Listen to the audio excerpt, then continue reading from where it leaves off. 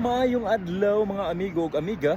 So live update sa ta. Murag dugay-dugay gyud nga panahon nga wata ka upload og video tungod kay na busy ta. Nakakita ta og part-time last week. Then ikapoy og edit, wala po ta mag voice over. Naidagan na video pero wala na to na upload.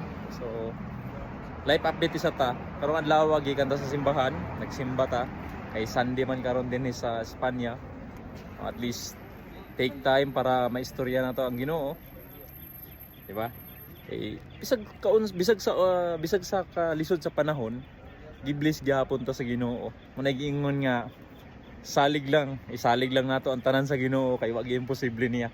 Thank you Lord sa tanang blessings nga gihatag despite sa circumstances na atong naagian sa kinabuhi. At least ang importante salig gyapon ta sa plano sa Ginoo. Bitaw makahimuot ng mga nahitabo sa tong kinabuhi usahay. Pero dili lang nato bitaw kalimtan nga sa Jeremiah 29:11 ang gisalig sa to sa Ginoo, ang giingon sa to sa Ginoo nga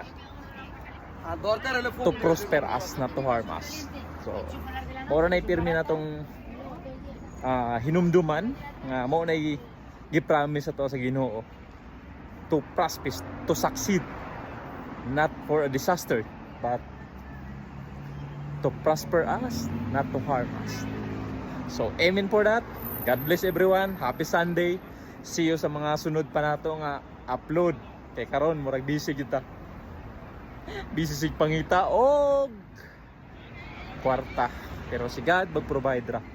God bless.